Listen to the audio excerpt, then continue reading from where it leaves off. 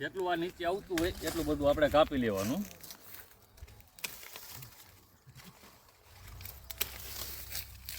જેથી કરીને આપણા મૂળ આપણે સાફ સફાઈ રહે ને કોઈ જાતનો રોગ લાગે નહીં.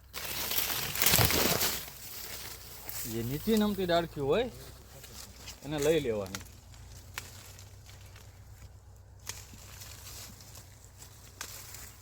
અને અહીંયાથી આગળ આપણે કટિંગ કરી આ જગ્યાએ, એટલે અહીંયાથી પંજો કાઢશે એટલે કમ્પ્લીટ આપણો આંબાનો ઘેરાવો વ્યવસ્થિત આવશે.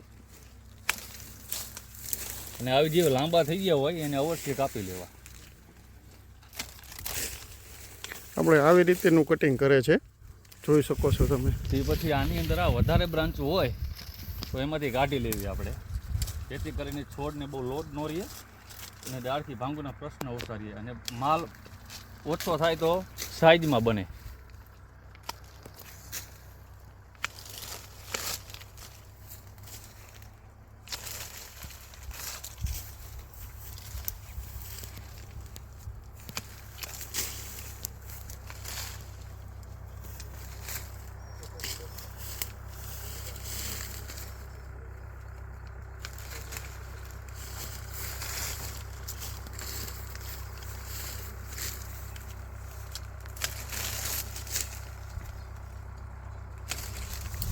જો આવી પ્રકારનું કટિંગ કરે છે.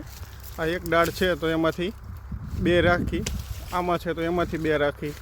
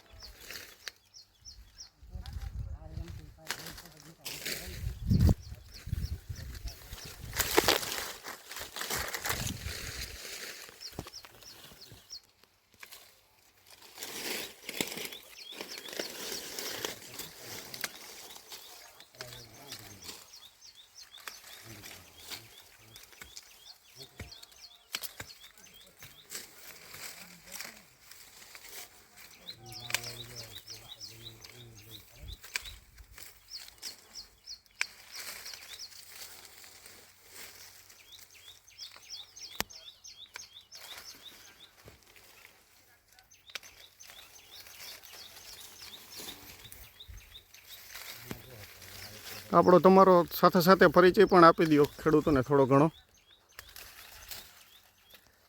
મારું નામ લાલાભાઈ સુંદરગઢ. લાલાભાઈને પણ આંબા છે, તો આ તેમની આપણે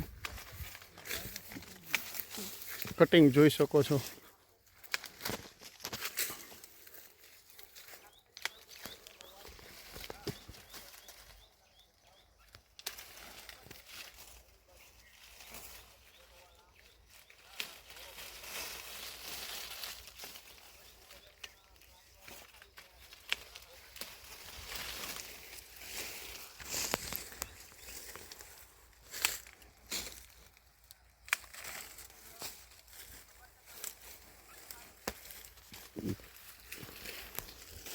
આપણે અલ્ટ્રા હાઈ ડેન્સિટીમાં વાવેતર છે 10x8નું, એટલે થોડું હાર્ડ શોર્ટિંગ કરીએ છીએ.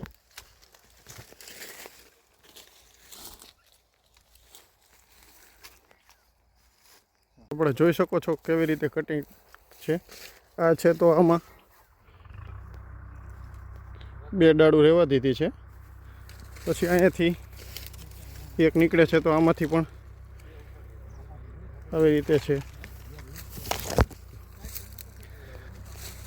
કટિંગ કર્યા પછી આપણે એને બોર્ડેનો સ્પ્રે મારીશું, જેથી કરીને તેમાં કોઈ ફૂગ કે કાંઈ ના લાગે.